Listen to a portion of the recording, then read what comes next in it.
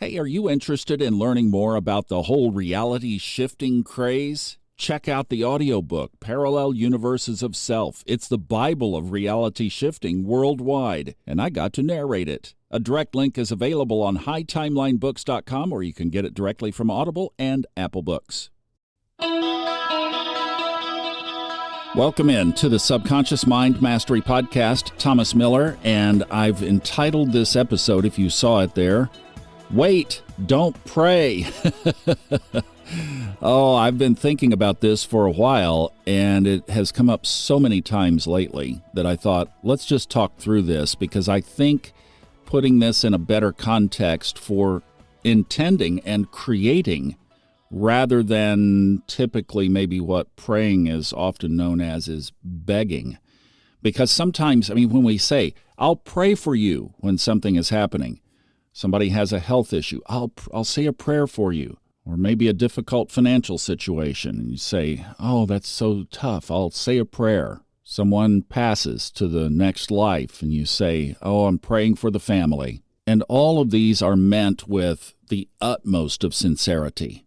There's probably no better collection of prayers from a petitioning soul crying out to God, a soul that the Bible said was a man after God's own heart. David in the Psalms. Many times throughout the 150-some chapters, David cries out to God. Chapter 4, have mercy on me, hear my prayer. In chapter 22, he cries out and says, why have you forsaken me? Are you there? Ever feel that way? Of course we do. And then you've known people who literally talk to God most of the time. I've known people like that. I have a very dear family friend who is just in constant communion and discussion with God. Was talking to somebody just last night who is mostly from the country, and I love the simplicity of country folks. And she said, I talk to God all the time. That's communion. That's that, like I say, connecting with the home office and just keeping the line open. Unfortunately, that level of communication is a lot more rare because usually we're busy. And when we're busy, we pray when we need help. So we're asking or petitioning or requesting, and even sometimes we're begging. In fact, on the other side of the coin, I knew a doctor one time who was a very successful surgeon, and typically there's not a lot of spirituality in that kind of package. There can be, but it often can be a very self-reliant individual. And he said, do I pray? No, not much. He said, God's too busy for me. He's busy with the Middle East and other things in the world. This was a long time ago that he said this, but just jokingly. But that was his context is, no, God's too busy for me. I'm on my own, and I've made good. I've done well in the world, so I don't really need to pray. But there are a lot of tender hearts out there that know that there is a higher power, a bigger source, a connected source. And we reach out for some assistance from time to time from situations that sometimes we can't overcome on our own. Personally, I don't think there's anything more beautiful than a connection with higher source, but one that is not a begging connection, one that is a fellowship, like as is described in the early chapters of the Bible, when God created the heavens and the earth and would come down and walk with his creation, Adam and Eve, in the evenings. That's a beautiful picture.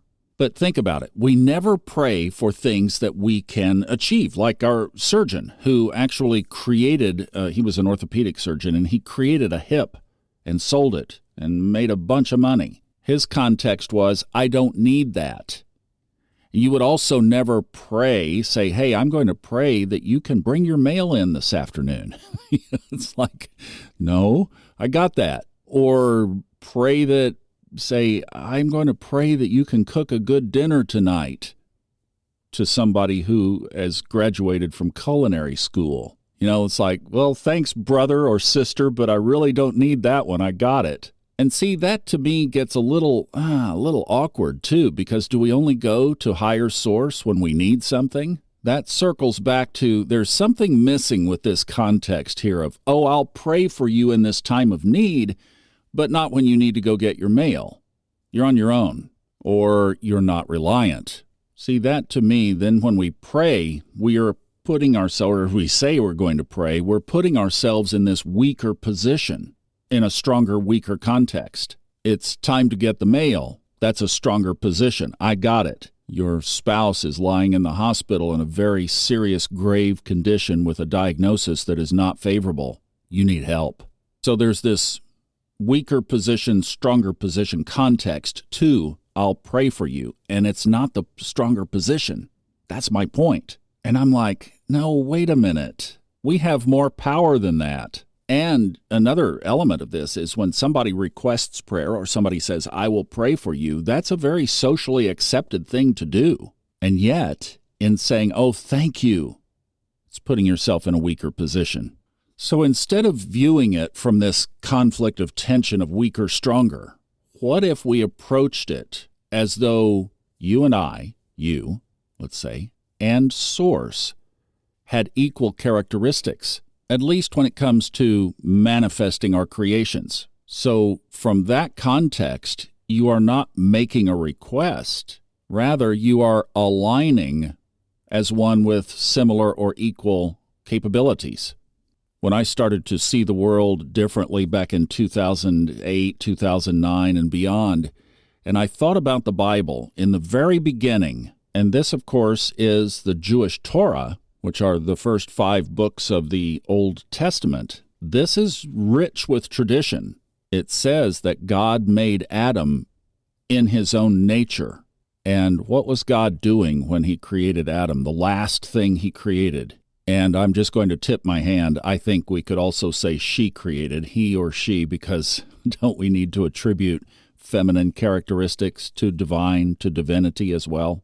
But I somewhat digress. What God was doing was creating. So if we are created in God's image, we have to be male and female, because he says male and female, he created them. So that divine feminine came from somewhere beyond that rib. It did. It was there in the nature of God. Another thing about that we see from that narrative story, whether you believe it as literal, mythological, or just a created story, God also exhibited feelings, emotions. God was pleased. God spoke. And the one I love, think about this, God rested. On the 7th day, God rested. Now think about that. Why would God need rest? Well, what it indicates is there was an energy expenditure, a depletion of energy in the process of creating. We don't think about that. We don't think about God as ultimate source resting. Unless maybe there are 2 expressions of God, because the Bible in that section, that early section of Genesis says, in the beginning, Elohim created. In Hebrew, Elohim can be either singular or plural. And some people are beginning to look at this and track Elohim through the Old Testament and realize that that is a whole band of gods. And in that structure, Yahweh being the supreme power, the supreme God. And I knew a guy in Dallas that traced this meticulously, and he believed that we, you and I, who are following a spiritual path particularly, are Elohim in training.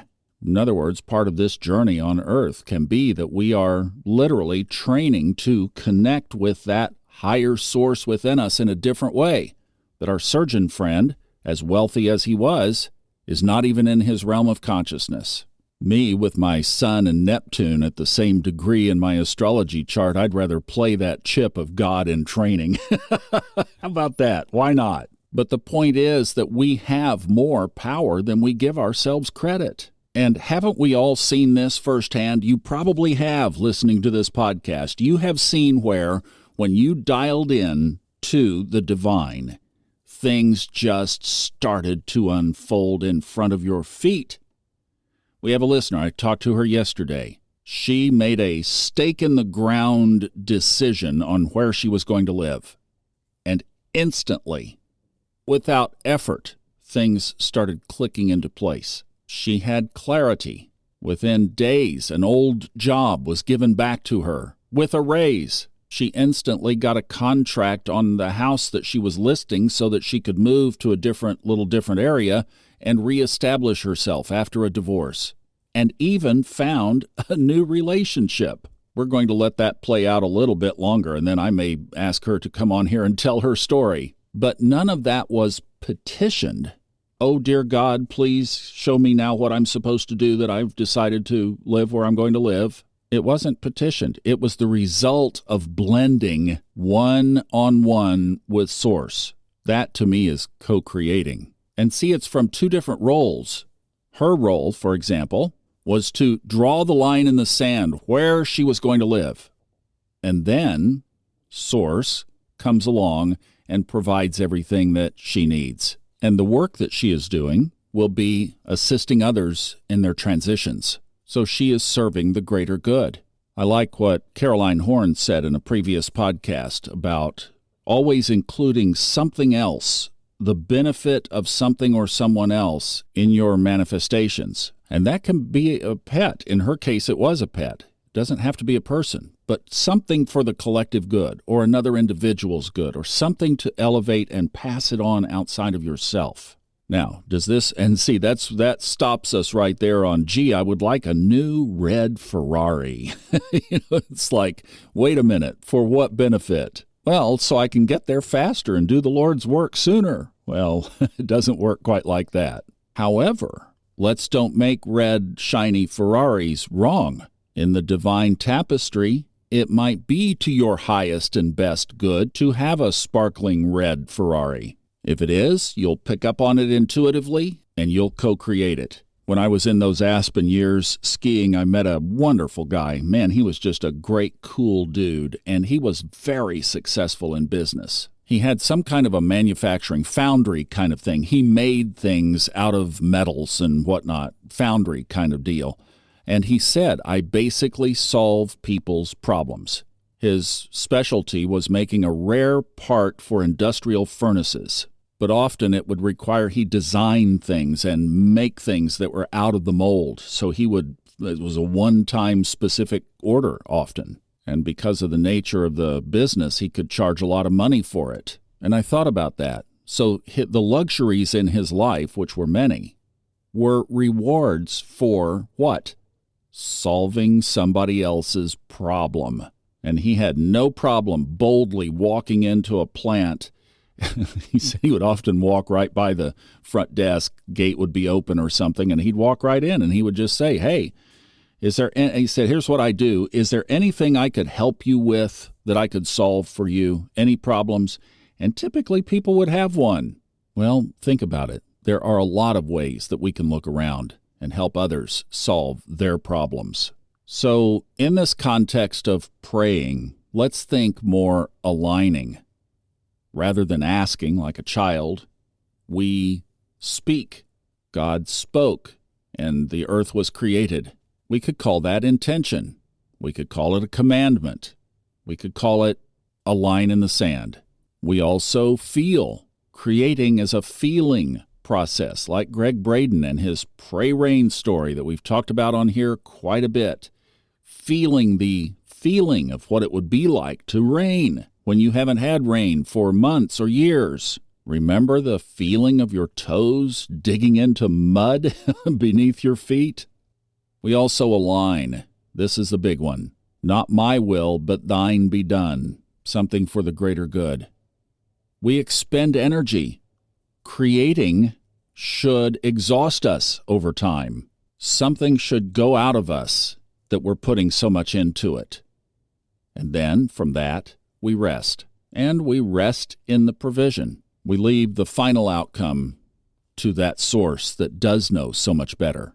And just like that surgeon, we do our very best in training, in practicing our craft, in playing on our highest timeline. This guy wasn't content just to be a doctor. He wasn't content just to operate on bones. He saw a better way. He looked around. If there wasn't one in the market, at least how his head saw it, so he created it. And I'm sure he helped tens or even hundreds of thousands of patients who now are walking around with his hip in their body.